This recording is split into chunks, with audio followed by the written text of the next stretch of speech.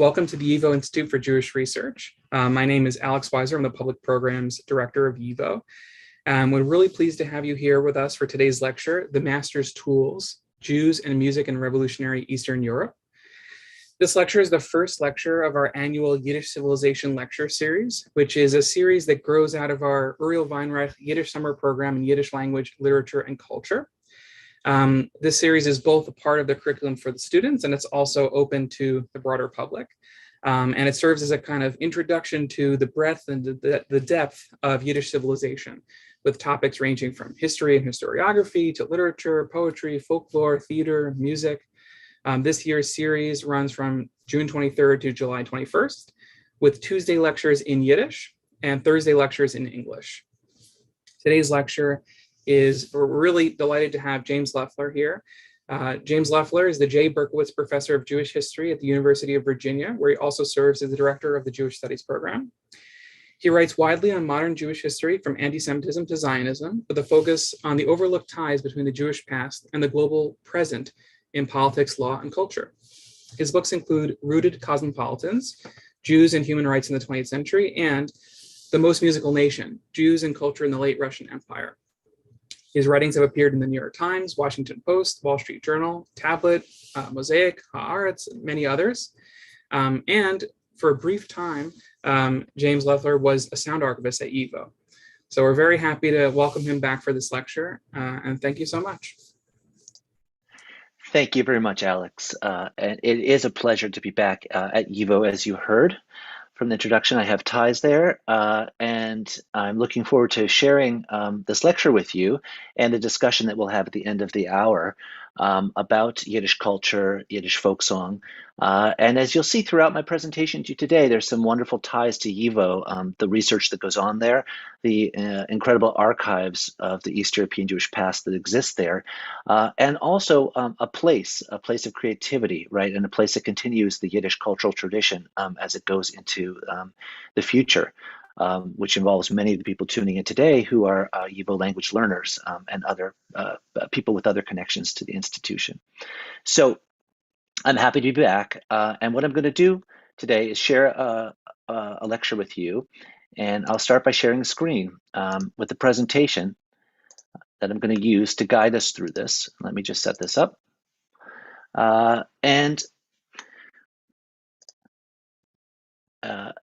Okay, now I think I'm ready to go. So let me begin by saying this. The title of my talk to you today is The Master's Tools. And I can't even read it because my Zoom is blocking it slightly. So, whoops. Jews and Music in Revolutionary Eastern Europe. What I wanted to do today with you is give you an overview of some of the most important moments in the creation of modern Yiddish culture and how music fit into that story, as well as some really important questions that existed at that founding moment, if you will, about the relationship between culture and nationhood, culture and nationalism, and about questions of aesthetics, which is to say how we imagine what art is as a body of expressions, how it relates to other cultures, what's the proper way to think about art. And this is all stuff that is both of a dense theoretical set of questions, but this is also something very elemental for those of us who are connected to Yiddish culture when we try and figure out where it fits in and what it means, for instance, to speak in Yiddish, to write in Yiddish, to dream in Yiddish, to sing in Yiddish in the past and in the present. The way I'm going to do this is by talking to you, and let me apologize. I'm going to pause 1 second because let me just reconfigure this. I want to get this away so I can see you and you can see me. Okay. Here we go.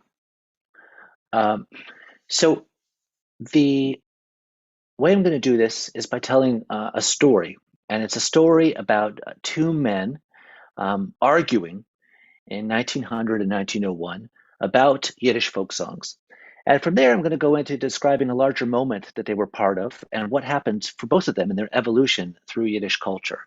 As you'll see, they turn out to be really important men in this story, and I'll talk about them, where they fit in, and who they are in terms of Jewish cultural creativity in Yiddish.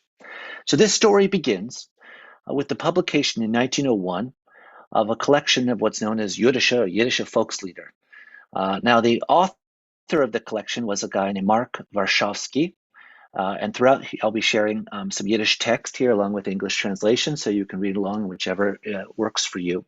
And you can see here, if you could pick your way through it in Yiddish or perhaps in the Cyrillic, that this is a collection of Jewish folk songs, Yiddish folk songs, published in Warsaw in 1901.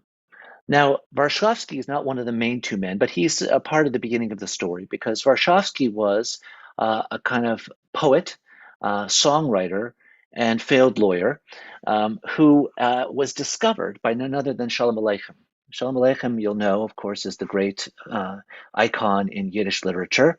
I'll refer to him as Shalom Aleichem and also as Rabinovich, his last name, which is, of course, what his actual name was, Shalom Aleichem being his pen name, who was not only engaged in writing his iconic stories, right, but was also engaged at this time in trying to kind of cultivate or curate a broader Yiddish cultural sphere. And to put it simply, Rabinovich discovers Varshavsky in his songs and urges him to get them into print, to get them published. And they actually go on tour into various places throughout the Pale of Settlement. The picture up here is the two of them on the screen.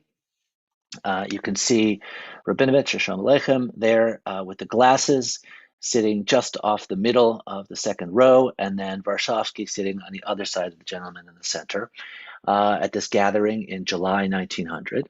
A lot of these images, by the way, you'll see here are taken from the EVO archives, not all of them, but a lot of them, and they are the tip of the iceberg if you're not familiar with what's at EVO and what's online through digital EVO. So anyway, this is published because Shalom Aleichem, Rabinovich says, this is just amazing music. This is amazing Yiddish song, and we should promote it. And in fact, he's taken by a number of the songs in this collection, one of which is a song we still live with today, Oifen Pripitchik, right? This is the iconic song that Varshavsky actually writes, and it's a song that gives this image of the cheder, the traditional little classroom where Jewish boys, right, are being taught their alphabet.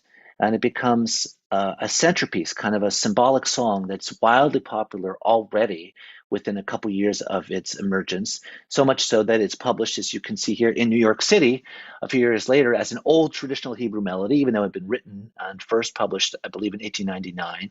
It's a new song, right, about tradition. And Varshavsky writes it, and Shalom Aleichem, Rabinovich, loves it, right? So he sings the praises of this song. There's another song in this collection that appears, and it is Die Mazinka is gegeben, which is a song that is still sung, performed often at weddings, even at bar mitzvahs, celebrating the last child paired off, right, or the last child graduated through the process of bar mitzvah or bas mitzvah. Now, in his introduction, Rabinovich, as I'll call him from here on, Rabinovich, what does he say? He tells us that there's something really unique and secret in Varshavsky's songs, and that there's something that makes them so simple and genuinely Jewish, genuinely Yiddish, right? And echt Yiddish, Prost and echt Yiddish. And this is something that is, here's the key word I want you to pay attention to, because I'm going to come back to this throughout this talk. Nicht gemelochet, right?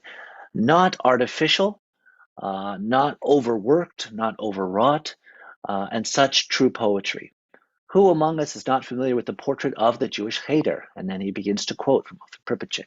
So right here we see already something that he's identified as saying that there is something which is not authentically Jewish, but this is authentically Jewish, right? Not authentically Jewish is artificial stuff as opposed to the true soul of the Jewish people and the true soul that comes through in Yiddish song. And he praises this. This is from an essay he writes about it. And just to be clear, this essay is published as the foreword to this book of songs. And it's what makes it so successful as well, because it's a literary stamp of approval. Now, if Rabinovich is on one of our protagonists, and Varshavsky is a kind of a bit player in the story I'm telling you, Joel Engel, or Yoel, or Yuli Dmitrovich Engel, is the other one. Engel is not as well known today because he was primarily a music critic. He went on to become a composer and do some other creative work, as I'll share with you. But he was a critic. In fact, he was regarded as one of the top music critics in Europe. and the top music critic in the city which he lived at this time in 1901 in Moscow for one of the Moscow Russian language daily newspapers. And Engel had his own interest in Yiddish folk culture, which I'll tell you about, but he jumped into a fight. And the fight began with this issue of Varshavsky songs and Rabinovich's endorsement of them. And you can see here the text. I brought it only in English because his original text was not written in Yiddish, but written in Russian. What does he say? These are not folk songs, but these are the inauthentic version. This is a deliberate forgery. It's a forgery. It's fake Yiddish culture. Listening to Mr. Varshavsky, one might think that Jews don't sing anything except for polkas, mazurkas, quadrilles, all, and here I've highlighted this because I want you to pay attention to this, all in the dominant modern musical scales, major and minor. And that there's nothing distinctive or original in these songs to separate them from what? From the contemporary repertoire of the street organ grinder. But, he goes on to say, this would be nonsense, a colossal mistake, like forcing an old distinguished chassid to dance a Viennese waltz. So Engel's critique, as you can see, was one in basically saying, you've faked Yiddish culture. You've faked these songs, right? And if you listen to them, you would think that Jews don't have anything of their own. They're just borrowing Polish songs, mazurkas, French, German music, dance forms, right? And these are all in, notice again, dominant modern musical scales, which is to say they don't actually have anything that is different in its musical essence from the rest of European music. And there's nothing that separates them also from the street repertoire, which is to say the kind of urban popular culture. And treating them as kind of an icon of authenticity for Yiddishkeit is basically, as you can see, like imagining a chassid forced to dance a Viennese waltz. Engel has a lot more to say about this in his essay, but this is kind of the essence of what he is pointing out as a critique, that he is enraged by this. So this turns into a fight. And I, as an historian, love fights because they can really show you clear representations of different positions, but more importantly, what's at stake and what are the terms? What do people think even it means to speak of Yiddish music in this moment in time? So let me go on here. So Shalom Aleichem, Rabinovich, he doesn't take this sitting down. He writes a response, and his response comes to us in the newspaper Yud, and this is where he lays out his critique. Now, he also says many things in response. He defends Varshavsky. Varshavsky is a bard. Varshavsky is kind of a modern day version of a badchan, a wedding jester folk poet. Varshavsky isn't educated in music, which is what makes him so powerful as a vessel for Yiddish cultural spirit. And they also tangle, I haven't quite framed this for this talk, but I'll mention it. They tangle over the definition of folk song and Yiddish of Volkslieder, Lieder für den Volk, all these types of different expressions in Yiddish. But the key thing that comes out in this first salvo from Rabinovich is that he also attacks Engel, and he sticks it to him in terms of his definition of aesthetics and this question of what makes this music Yiddish. You lecture me about Aeolian, Dorian, Mixolydian, and other lofty musical words from the master's language. And you can see, if you can read along in the Yiddish, you'll see he actually calls it the Melochem Sprach, right? Which we might call the language of the masters, the language of the rulers. There are different ways we could imagine translating this, but overall, you might even call it the Gentiles' language or the language of power. What do we see simple people know from this? It goes on to say nothing, right? But we do know something. We also know music just as well as you do, Herr Engel, Mr. Engel. Melody is, after all, a Jewish thing. Which Jew can't sing? It's one of the three things at which we Jews are the greatest experts in the world: wine, song, and diamonds. Okay, there's Rabinovich, playing out his idea of these are the greatest things you could imagine Jews succeeding in. Jews like a little bit to drink of wine. They're wine merchants in Eastern Europe too, and they're diamond merchants. And they have song. Okay, so his response, you can see here, is to push him and to push back and say, you, with your training and your expertise as a critic, are out of touch, and you're imposing a foreign category on our music. You're using these Greek musical theoretical terms, right? And you're imposing them on, and this doesn't, it's not authentic to the Yiddish cultural tradition in music. And then Engel goes on to say, you make fun of all the methods and scientific names with which I've tried to show that there is very little Jewish or even general musical quality in Mr. Varshavsky's songs, right? So as to say, this science, this Western musical theory is what will allow us to identify what is truly Jewish in the song and what isn't. And you do this and ignore in the process the fact that there's very little Jewish quotient in it, and it's not even good music aesthetically. So not in terms of Jewish art, in terms of art, it's not good. And he goes on to say the following, and here I've brought the Yiddish because Engel responds in Yiddish. Somebody else writes this for him, has to be said. Jewish music, somebody else translates this into Yiddish, it's to say.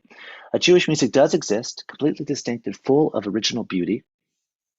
And instead of recognizing its beauty, expanding it, purifying it, securing its path to growth and development, instead of all of this, you merely mock and debase those who devote their intellect and strength to the good of Jewish music, or Yiddish music, as it's put here, Yiddish music. So Engel's point in this argument is that the music, we have our own authentic music, but we need to cultivate it. We need to recognize it, identify it, excise what is not authentic, which is actually Ukrainian folk song, Polish folk song, and then we need to cultivate it. You know, we have to improve it, building on what it is, and you're missing out on that. So this is the debate, and what I want to do is ask a question, and then I'm going to tell you the rest of the story based on this question, which is, what are they so upset about? What is it that seems to be the point of contention, point of conflict between them? After, and you're welcome to put your own questions or responses to this into the Q&A. As you heard, we'll turn to them a little bit later on in this hour, right? Here are two men who are, in the big picture of things, pretty similar in terms of where they fit into this East European Jewish society. They're both educated intellectuals. They're writing in an elite forum of newspapers, and they're both artists concerned with art and broad romantic notions of art, and they both want to create modern Yiddish culture. So why are they arguing so much? And what does it mean when they talk about true art and Western music theory and so on and so forth? Well, to explain that, we have to take a step back and learn a little bit more about Engel. Because Engel, at this point in the story, is not just an important music critic or an elite Jewish male critic, intellectual. He's also on the way to becoming the man who will become known as the father of modern Jewish music. He's beginning to launch a musical movement across Jewish Eastern Europe. And he's beginning to try and create something that we will eventually recognize as alongside Rabinovich's writing and the roles of other Yiddish masters, as well as that of Chagall and visual art, as creating modern Jewish culture in a musical key. To get there, Engel begins his life in the city of Berdyansk. This is important because Yiddishland, right, is also part of a broader map and sits inside a broader map, but that map still exists today, rewritten through migration, politics, revolution, and of course wars, including the present one. So she's from Berdyansk, which is far southwest of the Pale. It's not actually in the Pale. It's an interesting question about the legal boundaries, but it is a border zone on the Sea of Azov. Later on, he'll be regarded by many of his contemporaries he meets in the Yiddish cultural world. They call him the Crimean. It's associated more with Crimea, even though Crimea, properly speaking, is down where you see Simferopol. But it's a town which is sadly very important today because it's along that coastline towards Odessa and near other cities which are under siege in this war. Engel grows up in a Yiddish household where he hears Yiddish as a child, but he doesn't grow up speaking it as first language. He grows up with Russian. And he's on the way to becoming kind of a Russified Jewish intellectual. The first stop, if you want to be a Russified Jewish intellectual, is you want to get out of the small town and get to the city. And he goes to Kharkiv, where he enrolls to study law at the university. But then he takes a turn because he meets Tchaikovsky, the Russian composer, and he decides to throw away law and in 1890 to move to Moscow and to enter the Moscow Conservatory, where he trains to become a musician and a composer. And it's in Moscow where he will spend most of his career and from where he will write these responses to this Yiddish folk song controversy. And he'll also begin to develop something else. And it will be his way into thinking about Yiddish music and why it matters and how to define it. Now, for Engel, he operates with a sense of estrangement.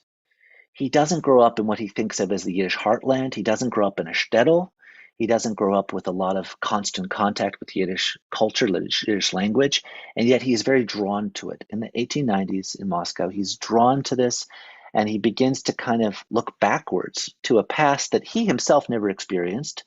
His parents did, so many other Jews did, but it's a past that he regarded as vanishing, and that he now realized there was sort of a mission to kind of preserve and save Yiddish culture, but also to discover it, to find it. And this is the mission he undertakes across the 1890s, and he begins to transcribe folk songs, and he begins to think about this as part of a national mission. And he thinks of this actually as part of a Jewish national mission to have national self-determination, even though he's also a Russian in his cultural identity, and even though he's immersed in the heart of Russian classical music. Tchaikovsky, he knows all these people. He's reviewing their latest compositions when they premiere in Moscow, but he's also delving deeper into Yiddish, into Yiddishkeit, and thinking about how to get at it. And eventually, as you see in these photographs, he will join some of the other luminaries of the Yiddish cultural project in going out to try and document Yiddish folk culture. This is him, you can see, with Ansky, the great writer and ethnographer, and with Yudovin, the great visual ethnographer and folk artist. And Engel himself will begin to embrace ethnography, which he understands to be a modern science of musical sound that will allow him to use, as you can see here, technology to go out and capture Yiddish song and then to parse the borderlines. This is echt Yiddish, this is not.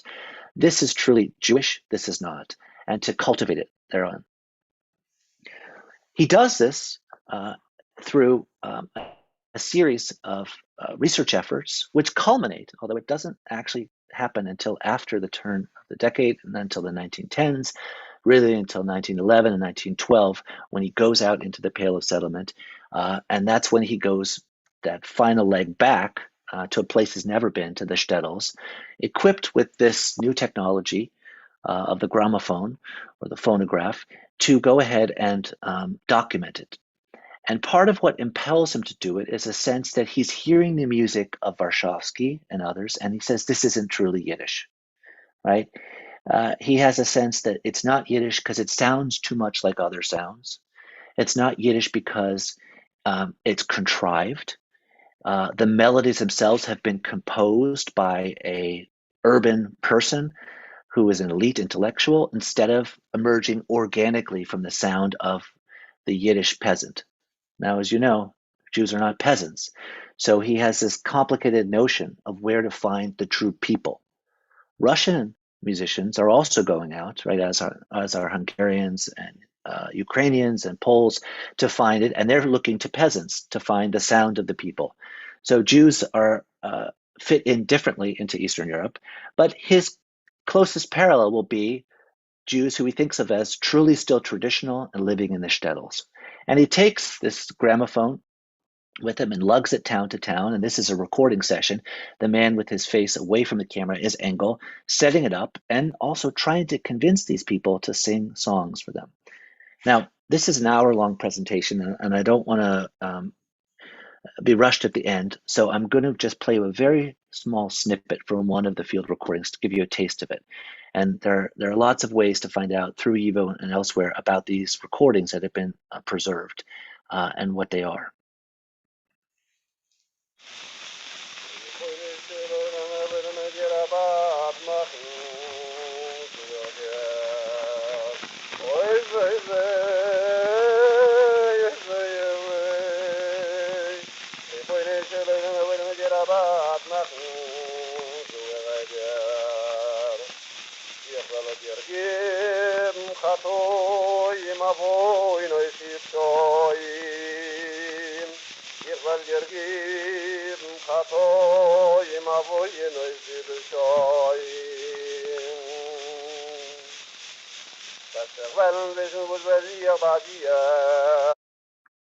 Apologies for cutting it off. So what you're listening to is a recording of a Baltefila, a prayer leader, not necessarily a famous cantor, a chazan, but a prayer leader, singing a religious song in Yiddish with some Hebrew mixed in. It's connected to a body of songs that were attributed to the Berdichev Rav, Berdichev Rebbe, and they're understood to be Hasidic songs. I mean, they are Hasidic songs, but there's understood to be songs that go back several decades, if not more. And for Engel, these songs, whether they might be what we would call paraliturgical, right, religious in theme and content, or whether they might be folk songs that we associate more with ballads, right, songs of everyday life, songs of love, songs of work, songs of suffering, songs of history. All these formed a mass of culture that he understood to be truly distinct, organic, and it seemed to be something that was vanishing as Jews were moving to the cities, and it was being replaced with what he called effectively a kind of fake lore, right? Now, you'll hear I hope you'll come to other lectures in this series and you'll hear some wonderful scholars of Yiddish and Yiddish culture, and you may hear someone talk more about the concept of folklore.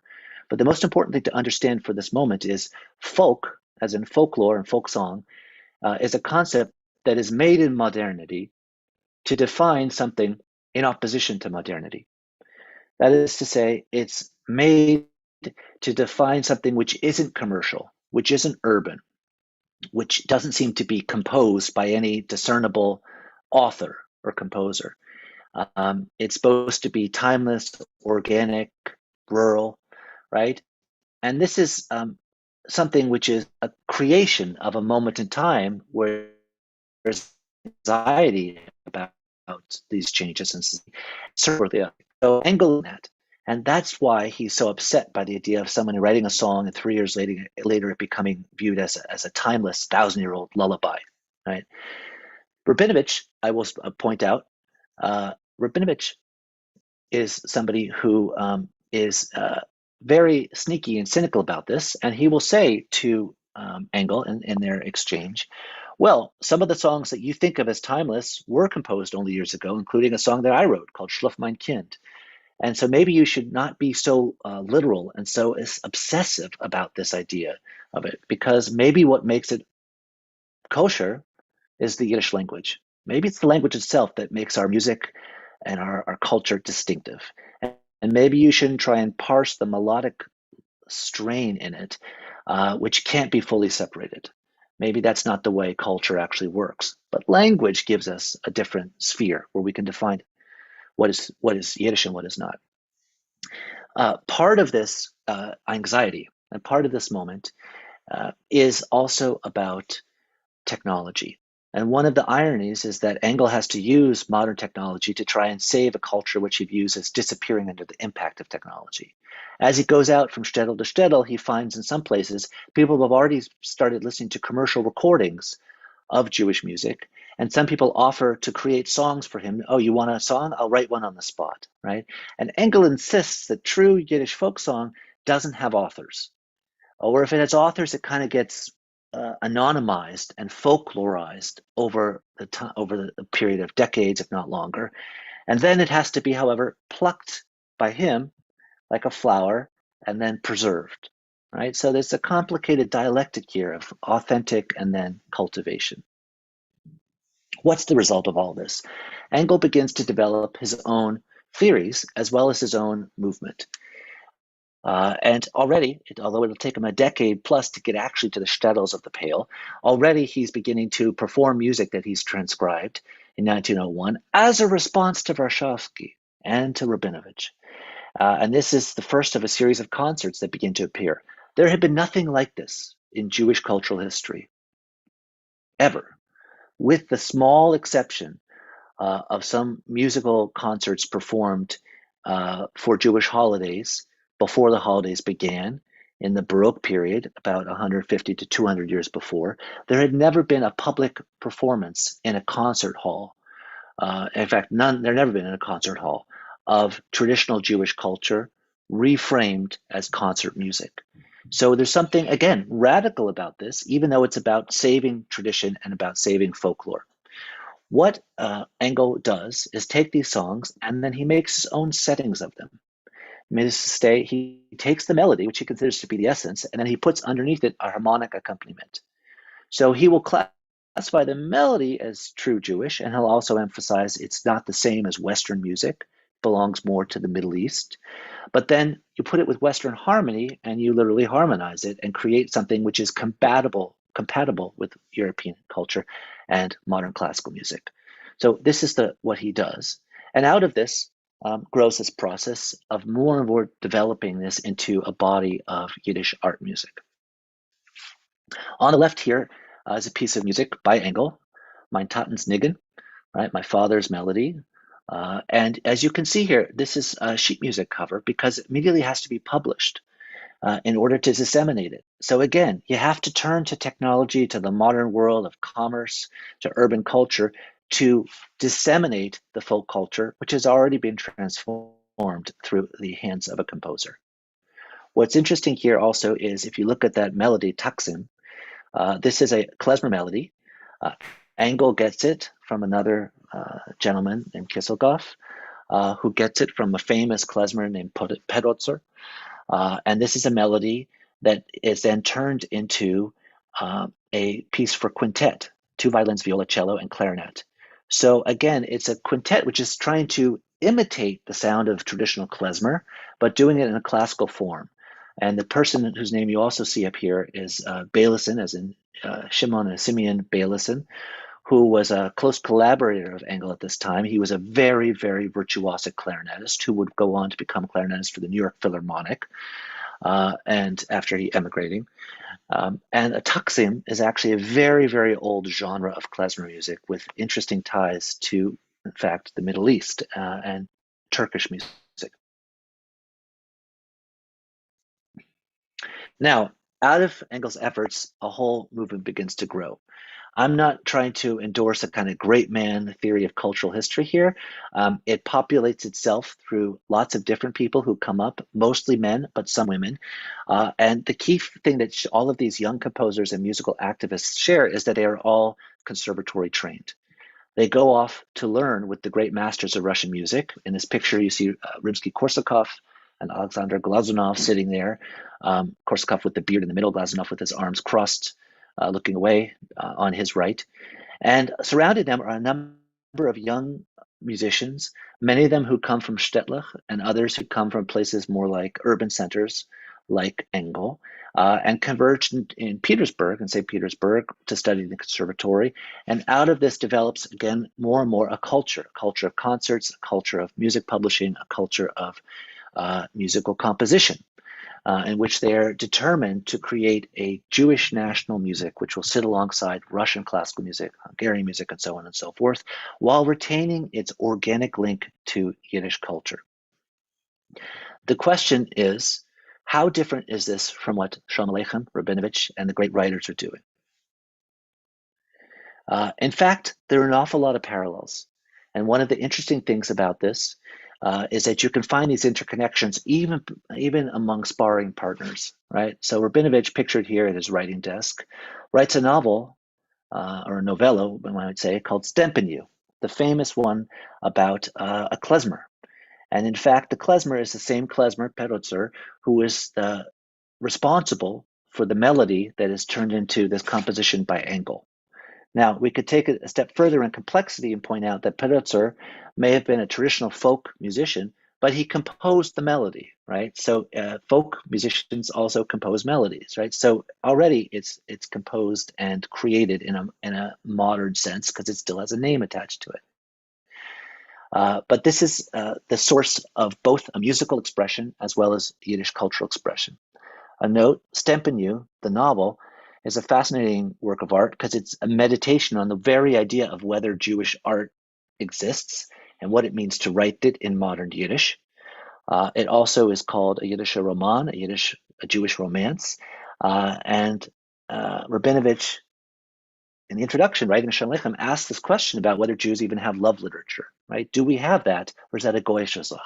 Is that something that belongs to the Gentiles? It's not authentic to who we are to write these stylized novels about the emotional interiors of people and things of that sort. So they're both imagining a way forward for Yiddish as a cultural category and what it is in relationship to European culture. And I've gone one step ahead of where I want to go. Now, so the interesting thing about this is all along for Engel and these other composers, they're both folklorists and composers. They want to save the culture that's vanishing, but they want to improve it, right? They want to make a modern version of it without losing its folk essence. And there's a tension written into that exercise that perhaps is a slightly different than the literary one. One of the questions I'll throw out there, and we could talk about it, is how much does music differ for literature? Is it easier if you say, well, I write in Yiddish, so therefore I can write whatever I want in Yiddish, and it still is Yiddish. It's still Jewish. It's still stamped with this East European Jewish cultural identity and experience because of the language.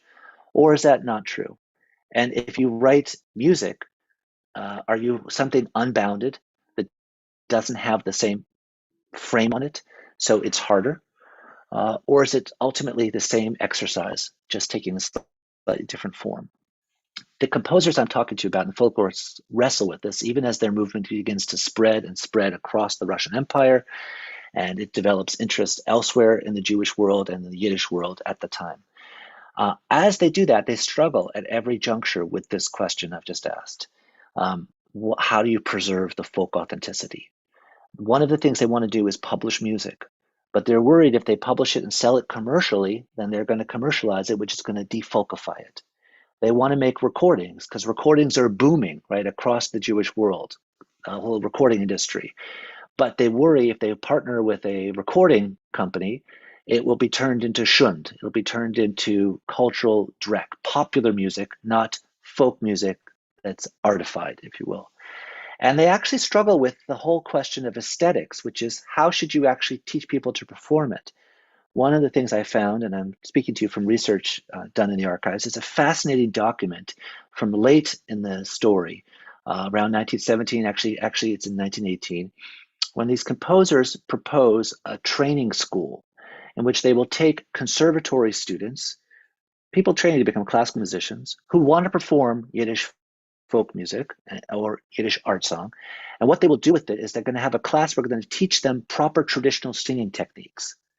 So what I think this suggests is this is like the first klezmer revival, right? They're already saying, well, we want to make sure we have the nuances of the folk style, the idiom, and we need to teach this to people because we don't want them to lose that and just treat it like it's Western art song. It still has to have the tom of Yiddish. It still has to have something that makes it sound Yiddish in its intonation and its idiomatic language and so on and so forth. What happens to this? Well, the answer is it goes through something of an identity crisis. And that identity crisis comes as a result of a couple different factors.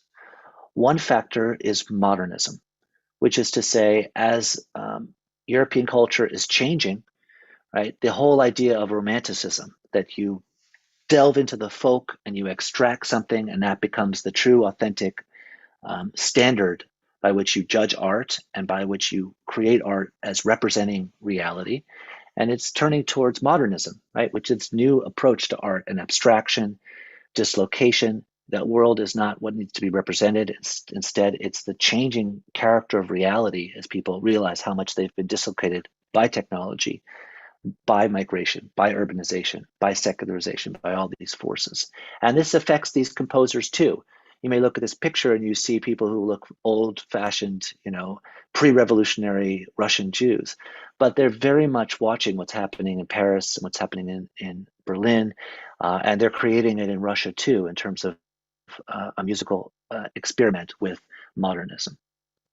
But another force is the larger question overall of what I would call the very issue of the master's language and the master's tools. And here I'm just going to take a few more minutes to come back to where we started. And then I'm looking forward to some Q&A through the Q&A function, which I encourage you to already queue up questions if you want to ask them. Let's go back to the opening debate. Now, what I think is interesting in this debate is this phrase, the master's language, Malach Mishprach. There are different ways we could parse this and translate this. But in one sense, what Rabinovich is doing is saying, you are borrowing external foreign tools in order to define our own authentic culture. You are basically imbibing the spirit and the ethos of Western conservatories and classical music, which, by the way, has never had much place or regard for Jews and Jewish music inside it, meaning it has dismissed our music as not really music. And there was a pervasive myth, which was also articulated by Richard Wagner, that Jews had no music of their own, that they somehow lost it with the exile. And so Rabinovich is basically saying, you're playing into that, and you're trying to use that as a way to redeem our own culture. It won't work, right?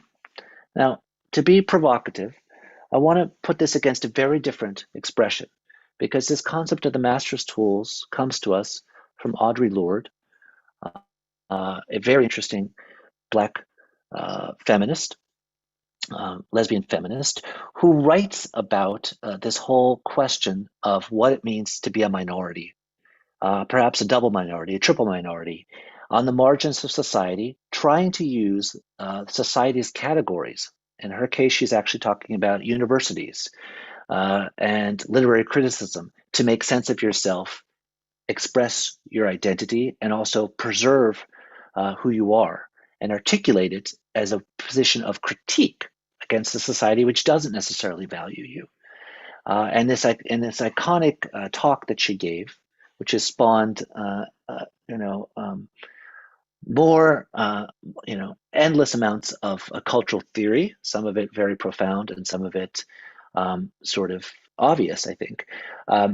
She articulates this idea that if you want to stand outside this dominant culture, you can't use the dominant culture's words and categories to frame your own self. Now, the problem is, it's hard to stand outside. How else do you stand outside it? And how else do you engage with society if you want to be part of it? I want to suggest that this is something that is at the root of the debate between Rabinovich and Engel, and at the root of Yiddish musical culture. This idea that Jews don't sound like Europeans. There's something that sounds more Middle Eastern to their folk music, which doesn't quite fit in Western tonality and doesn't quite fit alongside Ukrainian and Polish, however much they may interact. But at the same time, to make it legible, to make this music make sense, to make it fit the concert hall, you have to turn it into string quartets. You have to do something with it. And you also have to ask, is the only way to understand it and to value and to identify what is Jewish versus what is a later accretion, if you want to use that model, the only way you could do that is with the science of music that Western Europe creates. This is a piece of music for the sake of time. I'm not going to share this. But I'm going to close here with this slide. And I want to just talk about this one other word, which I had put in the title of this talk and haven't used really up until this moment, and that's revolution. So the master's tools is an idea which comes from the 1980s, right? And it's connected also to a moment of thinking about colonialism and its legacies, thinking about race, thinking about communities who are trying to identify their relationship to liberal democracy and to where American society is going and where global society is going. But if you rewind to this moment of early 20th century Eastern Europe, it's also a moment of thinking about similar issues, whether the Jews of Eastern Europe are people who have been effectively colonized by this culture and inside this empire, and whether they should try and make themselves into Russians and make themselves into Poles, or whether they should try and articulate themselves in a position of opposition to that. We are not that. And behind that is this swirling tempest of revolutionary currents, which also raises the question about the relationship between culture and politics. Now, I can say more about this in the Q&A, but let me simply say the following. It is the revolutionary currents of 1905 that basically propel Rabinovich out of Eastern Europe to New York, where he will finish the rest of his life, dying during World War One. And it's the same revolutionary currents which will initially keep Engel in Russia because he believes this is the new moment once the Bolsheviks have taken power. Actually, he believes in 1905 as a great moment of promise, and he believes in 1917 as a moment of promise that Jewish culture, Yiddish culture, will finally be able to be independent and fit into this new society. It won't be a minority, it'll be equal. Unfortunately for him, it's not quite to be, and he makes his mind up that this is in fact not the place to do it. And ironically, Engel, who is not a Zionist, ends up in Palestine, where he spends the final years of his life. And he spends these years in the 1920s until he dies in 1927. He spends them there actually embracing a new culture. But the problem with that culture is it's not exclusively Yiddish. It's actually framed around Hebrew. So both of these men kind of struggle with exactly where place fits into this and how much you can create an authentic Yiddish culture that is not allied to politics or can stand outside of the political currents of the day. I put up here my book just so you can see that some of this goes into research, and I tell the larger story here in the book. As much as I would present that to you, I would say there are also a lot of great writings about this by other scholars affiliated with YIVO that address these issues in some of this work. Now, in lieu of a final conclusion, I'm going to pivot, and in the remaining minutes, I do want to take some of the questions that have come in and see what is on your mind as you've heard me talk about this. And I think Alex is going to take over here. Yeah, thank you so much. That was really wonderful. And I just want to offer a really quick endorsement. That is an absolutely amazing book. And anyone who's interested in this topic should absolutely go grab a copy and read it. You will be really glad that you did. So there's a lot of really interesting questions. One quick one, just to start, did Engel play any instruments? Do you know? Yes, Engel was trained as a pianist. He studies in conservatory and then he switches over to composition.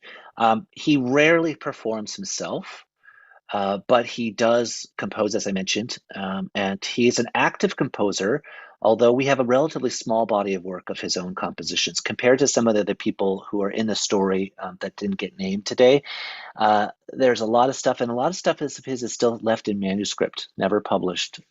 Some of it's still not recorded, which is an interesting story in its own right. And I'll just say that for those interested, we've performed a bunch of these pieces at YIVO. And so if you go to our YouTube channel, you can hear some of Engel's really interesting and important works there, and hope to do more in the future. So there's some questions about Engel's definition of folk music. One viewer asks, so Engel's position could be oversimplified as, quote, if it's in major instead of Fraigish, it's not F Yiddish. How does this attitude that true folk music must be rural parallel or differ from, say, the 20th century US folk music movement? And I'll add myself, maybe you could talk a little bit about Engel's polemic with Szymanski to kind of draw out further the way he thought about folk music. Yeah, so very interesting question. The short answer is Engel's searching for something, and he is not quite certain at the beginning, especially in that moment, because he doesn't have enough of a sample size to really examine it. As he will go on, he will get into an argument, actually, as you just heard from Alex, about the meaning of certain scales, certain melodic modes. He'll get into an argument with another composer who will say, "I can identify one as truly Jewish, and that means these others are not." And Engel actually shifts his position later on, around the time of World War I, to say, "Well, I never meant it was just this melody. That's 100% Jewish. This is 85% Jewish, right? It's not that. In fact, what we're really talking about is," and he uses a kind of a concept of the organic whole, which also involves intonation, how the melody is performed, how the pieces fit together. the building blocks. It's a subtler and more expansive model of how you define something, which is an interesting shift there. And he'll say that's how he can still say that often Pripyat isn't truly Jewish, and that something else which has a melodic mode which might be shared with other cultures is, because it's the combination of elements. So he's shifting, and it's kind of a sophisticated shift that he's making there. But it is the problem of all music theory when it comes to nationalism, right? When you want to believe that musical styles are the unique property of one culture, and that if it has foreign elements, it's illegitimate, you set yourself up for this endless chase to partition the borderlines. Modern musical theory, especially under the influence of ethnomusicology, takes a much more sophisticated approach to this, right? And talks about how music elements come together, because you can take one melody and play the same notes, and it can appear as something that sounds to people like authentically X, but it turns out to appear in many cultures and many places. Another viewer is asking about who was playing these classical compositions, these notated works. Who were the people that were playing them in concerts? So that's a great question. The vast majority of them were young men and women who had all been born in the 1870s and 1880s and had entered the ranks of the Russian conservatories. So one of the things you have to remember, and this flies against the image we have of, I think, of Yiddishkeit, Yiddish culture, there is, by some accounts, actually, roughly speaking, 1 in 3 classically trained musicians in the late Russian Empire was Jewish, right? So that means that an extraordinary number of people who are playing Tchaikovsky's symphonies, playing at the ballet, right, were young Jewish men and some young Jewish women. And they were also playing at these concerts, right, because it was happening, and most of it was happening inside conservatory halls across the Russian Empire. And they kind of loved that, because they found, in a certain sense, we're having it both ways. We're asserting ourselves in the temple of Russian culture, right? At a time when classical music is viewed as the great achievement of Russia that sees itself as one of the great contributors to global culture. So expanding from there, another viewer asks about the non-Jewish contribution to this repertoire, pointing out Prokofiev, for example. So could you speak a little bit to this question of the extent to which non-Jewish composers were influenced by this whole episode? Yeah, it's very interesting. That does happen. And it first of all, it hits at a quite sensitive issue, which is there for some of these people I'm talking about. If you're a true cultural nationalist, right, and you truly believe that there's a folk soul that Jews have, so can non-Jews partake of that cultural project of writing Jewish music? And in point of fact, when the group gets together, the Society for Jewish Folk Music, they initially debate whether it's just for Jews or not. Are the members supposed to be Jews? And it's, again, an issue that faces all kinds of minority cultures and national movements. Who can write African American music, right? Well, African Americans, except the lines are never perfectly clean, and it would seem to be essentialist to say that, right? So they struggle with that tension. But eventually, one thing overtakes that hesitancy, or that search for purity, or that even ethnocentrism, and that is a desire for recognition. So they are thrilled when non-Jewish Russian composers begin to take an interest. And they are thrilled, particularly when Prokofiev is one, right, who becomes involved with some of these musicians and begins to dabble in this and writes one composition. They are thrilled when others endorse what they're doing. And those who live on are pleased to see, and a couple of them live on well into the Soviet period, to see people like Shostakovich, right? That Shostakovich would do this, that's an endorsement also. Because for them, it's saying something profound out of their own, using their own culture to say it, and recognizing it too. Another viewer asks, kind of at this intersection as well, and I don't know if you know this particular piece, but the second movement of Tchaikovsky's Violin Concerto has always struck this particular viewer as sounding chazonish. Do you happen to know if this was an influence, or if perhaps an influence in the opposite direction happened, from potentially Russian music to Ashkenazi religious music? Yeah. Here's what I could say. I don't hear it, but that's the beauty of music, right? We can all hear it. We're all licensed to hear things and to make connections. To my knowledge, there's not a direct influence there. There are many other composers who are explicit about delving into this. And it happens well before Prokofiev, I should mention. Rimsky-Korsakov, Mussorgsky, they dabble in it. And there are Jewish musical elements that they hear and incorporate. But Tchaikovsky, we can debate this another day, but there's no explicit evidence that he's hearing that and therefore deciding to incorporate that into his music. But of course, as we know about that world, music travels, right? It's not bounded, even if politically things are bounded. People hear all kinds of different things, and composers, as Alex, my interlocutor here, could say himself, a distinguished composer, composers steal, right? And they steal and borrow because that's part of the creative process. So we can't rule it out. Absolutely. And speaking of stealing and borrowing, and going back to this question of the master's tools, that was the term that Sholem Aleichem used to kind of try to take Joel Engel down a notch. But in a way, is that also what Joel Engel was saying about Mark Varshavsky?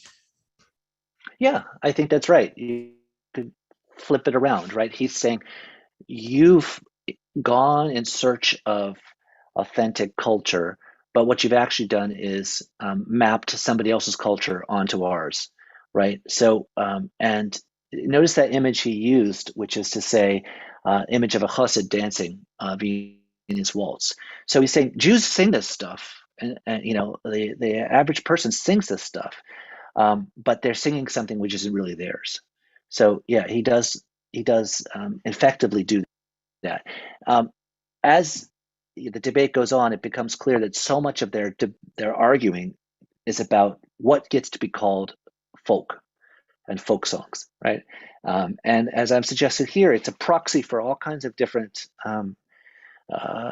questions of aesthetics, identity, nation, and culture, but it's also, on some level, an argument about language, which is so central to modern Jewish culture. Another viewer asks, related to this question, if you know where Ansky might have fallen, as a figure involved on the ethnographic as well as the kind of cultural output side, where Ansky might have fallen on this question. So Ansky and Engel ended up pretty closely aligned, and Engel's actually influenced by Ansky, Ansky's view is there is something that's distinctively Jewish, but there's kind of a process of domestication or cultural in which we take elements and we turn them into new things, right? And Ansky's model was one in which it's not where the ingredients begin, it's what they're cooked into, right? And so he will say there is something distinctive that happens, and truth, this happens with all cultures, but therefore we have to again take what I alluded to more at the end, this expansive model in which culture is not about atomized pieces. That's a Jewish melody. That's a Caribbean rhythm, right? In fact, that rhythm may have evolved and through migration, right? Like so much happens with music. But so we can be specific about certain things, of course. There is historical truth out there, but the identity categories we impose often don't quite capture a process. And Ansky will say basically, there's interaction all the time. The biggest mistake Ansky will say is not to say there's no interaction, but to assume it's always them acting on us. And this goes back to, again, these issues about minority position, minority identity, because Ansky will say, we also influenced them and we shaped them. We shaped European culture all along too. In fact, we were part of it. It wasn't just Europe and the Jews, right? And so a lot of this is swirling around in all of these different people's debates and ideas. Fascinating. We have many questions which we don't have the time to get to, but we'll perhaps end on one final one. One viewer points out that this kind of argument over the authentic, over what is authentic, feels in some ways very, very contemporary. And I wonder if you have any thoughts about how the kind of politics of authenticity with Yiddish is alive today, and what maybe this polemic means now, looking back. Yeah, thank you. It's a great question. So I don't take another hour. I'll try and be really brief about this. I would say this. Yeah, it is resonant of our debates about authenticity, right? And I think in moments of major change, PS involving technology, there is a tendency on the one hand for us to take comfort in the fact that we have so much new power to create culture. And I think that's Varshavsky, right? And I think that's Rabinovich, Lechem. Like we're free to make up a new kind of literature. But at that same time, there's this profound anxiety that we're somehow losing something. So it resonates with that, as do the cultural politics of Yiddish. One of the things lurking at the edges of the story is more formal politics. Part of this exchange is about whether this is the Zionists.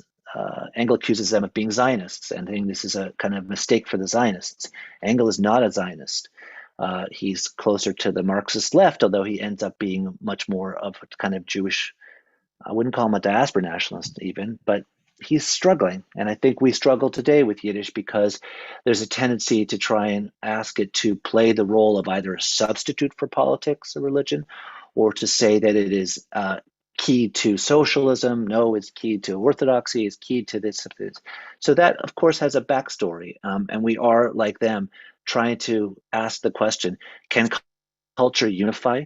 Or will culture always have to exist in relationship to real world politics out there?